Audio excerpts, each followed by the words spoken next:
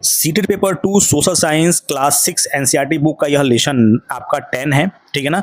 और यह है आपका शासन और लोकतंत्र। इसमें आपके कुछ महत्वपूर्ण वन लाइनर नोट्स बनाए गए इस लेसन से आपके सीटेड एग्जाम को देखते हुए। इसके पहले भी जो वीडियोज आपको मिली होंगी लेसन 1 से लेकर के 9 तक, वो भी काफ़ी इंपॉर्टेंट थी, ठीक है ना।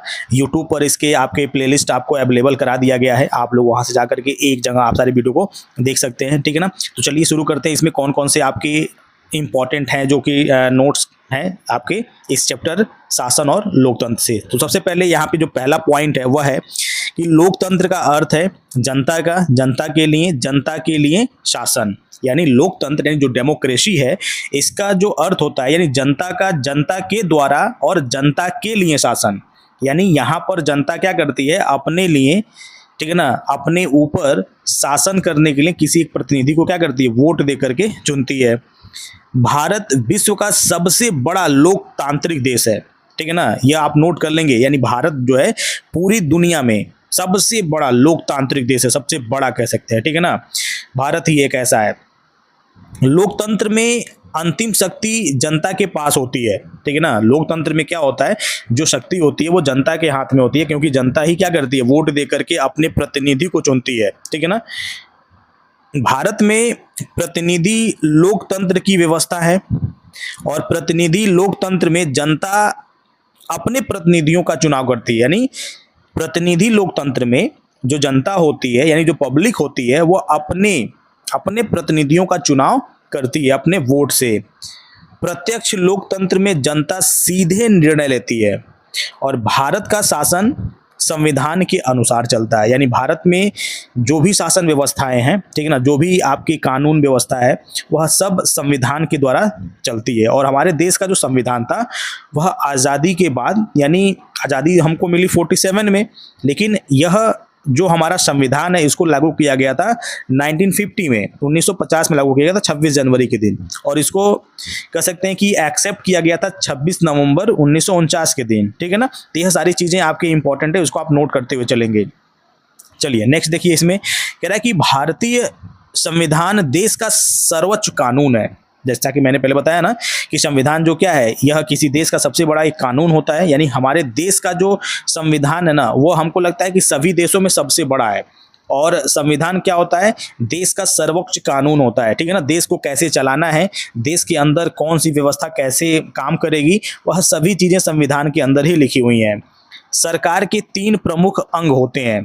पहला होता है आपका विधायिका, कार्यपालिका और न्यायपालिका, जिसको आप इंग्लिश में क्या बोलते हैं, जो आपके गवर्नमेंट्स के जो आपके पार्ट्स हैं उसमें आपका एग्जीक्यूटिव है, आपका एक जुडिशरी है, ठीक है ना, और एक आपका क्या है, लेजिस्लेचर है, ठीक है ना। ये सभी मिलके विधायिका का जो काम होता है, विधायिका जो यहाँ पे है, विधायिका का जो मेन काम होता है वह होता है कानून व्यवस्था को बनाना। कार्यपालिका उस बने हुए कानून को क्या करती है, उस पर कार्य कराती है। और अगर कार्य के दौरान किसी प्रकार को किसी से भी कभी किसी को क्या होती है, हानि पहुंचती है, तो न्यायपालिका क्या करती है, न्याय दिलाती है। और न्यायपालिका में कौन कौन आ जाएंगे आपके, न्यायपालिका में आपके डिस्ट्रिक्ट कोर्ट, हाई कोर्ट और आपके सुप्रीम कोर्ट इसमें आएंगे। यानी इसमें न्याय तंत्र में जो आपके न्यायालय हैं वो आपके सम्मिलित होंगे, ठीक है ना। तो सरकार ये 3 तरह से क्या करती है, काम करती है। विधायिका कानून बनाती है, जैसा कि मैंने पहले बताया। कार्यपालिका कानून को लागू करती है, ठीक है। नेक्स्ट देखिए, न्यायपालिका क्या करती है, न्याय प्रदान करती है। तीनों अंग स्वतंत्र होकर के कार्य करते हैं। यानी जो तीनों अंग है ना वह स्वतंत्र रूप से क्या करते हैं, कार्य करते हैं, ठीक है ना। चलिए नेक्स्ट देखिए, इसमें आगे कह रहा है कि तीनों अंग एक दूसरे पर संतुलन बनाए रखते हैं, ठीक है ना। संतुलन बनाए रखना बहुत जरूरी है। तो यह तीनों अंग एक दूसरे के ऊपर क्या करते हैं, संतुलन बनाए रखते हैं। और भारत में स्तरीय शासन व्यवस्था है, ठीक है ना। अगर आपसे पूछा जाए कि भारत में किस तरह का शासन व्यवस्था है, तो भारत में त्रिस्तरीय शासन व्यवस्था है। पहला स्तर केंद्र सरकार, दूसरा आपका राज्य सरकार और तीसरा आपका स्थानीय सरकार। यानी भारत में यह जो त्रिस्तरीय शासन व्यवस्था है, जिसमें पहला केंद्र सरकार, ठीक है ना, जिसमें आपका एक यूनियन गवर्नमेंट, आपका एक स्टेट गवर्नमेंट और एक आपका लोकल गवर्नमेंट, यह 3 स्तरीय जो त्रिस्तरीय जो शासन व्यवस्था है, यह भारत के क्या है, प्रमुख कह सकते हैं कि अंग हैं, जो क्या करते हैं, संतुलन बना करके कार्य करते हैं। ठीक है ना। इस देश को चलाने के लिए त्रिस्तरीय शासन व्यवस्था क्या किया गया है, भारत में बनाया गया है। स्थानीय सरकार में पंचायत और नगर निकाय शामिल हैं। ग्राम पंचायत ग्रामीण क्षेत्र की स्थानीय सरकार है। नगर निगम बड़े शहरों का स्थानीय निकाय है। शासन का उद्देश्य नागरिकों का कल्याण करना है। चुनाव लोकतंत्र की क्या है, आधारशिला है। यानी लोकतंत्र का अगर कहा जाए जो बेस है वह आपका क्या है, चुनाव। अगर लोग वोट ही नहीं देंगे तो लोकतंत्र का कोई मतलब ही नहीं रह जाएगा। ठीक है ना। चलिए नेक्स्ट देखते हैं। प्रत्येक पात्र नागरिक को मतदान का अधिकार है। अब मतदान का अधिकार वैसे तो आपका जो एडल्ट फ्रेंचाइजीज यानी 18 साल से ऊपर अगर आपका एज है या 18 साल के आप हैं तो आपको मत देने का अधिकार मिलता है। ठीक है ना। लोकतंत्र में नागरिकों के अधिकार और कर्तव्य दोनों क्या है, बहुत ही महत्वपूर्ण है। कानून का पालन प्रत्येक नागरिक का क्या है, कर्तव्य है। सरकार शिक्षा स्वास्थ्य और सुरक्षा की व्यवस्था करती है। आपदा के समय सभी स्तर पर सरकार मिलकर कार्य करती है। यानी कभी अगर किसी राज्य में कोई आपदा आती है, फिर देश में कोई संकट आता है, तो सभी सरकारें जो त्रिस्तरीय शासन है, जो आपका एक आपका केंद्र और एक आपका राज्य और एक आपका स्थानीय, ये सभी मिल करके क्या करती हैं, कार्य करती हैं एक दूसरे के साथ। ठीक है ना। नेक्स्ट देखिए। नेक्स्ट इसमें दिया हुआ है, कोविड-19 महामारी के दौरान केंद्र राज्य और स्थानीय सरकारों ने समन्वय से कार्य किया था, आपस में मिलकर काम किया था। लोकतंत्र में जनता की जो भागीदारी होती है ना, वो आवश्यक है। अगर लोकतंत्र में जनता ही भागीदार नहीं होंगे तो उस लोकतंत्र का कोई मतलब ही नहीं है। ठीक है ना। तो लोकतंत्र में जनता का भागीदार होना बहुत ही जरूरी है। लोकतंत्र में समानता का सिद्धांत महत्वपूर्ण है। न्याय सभी नागरिकों के लिए क्या होता है, समान होना चाहिए। होना क्या चाहिए, होता ही है। ठीक है ना। सभी नागरिकों के लिए न्याय क्या होता है, समान होता है। ठीक है ना। संविधान नागरिकों के मौलिक कर्तव्यों की क्या करती है, रक्षा करती है।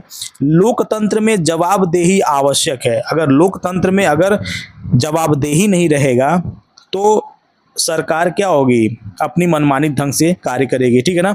सरकार जनता के लिए, जनता के प्रति उत्तरदायी होती है। यानी सरकार को जनता के प्रति उत्तरदायी, यानी सरकार जनता के सवालों का जवाब देगी। ठीक है ना। यहाँ पर जनता क्वेश्चन करेगी सरकार से।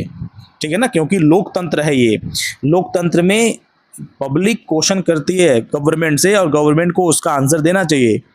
संसद केंद्र स्तर पर कानून बनाती है।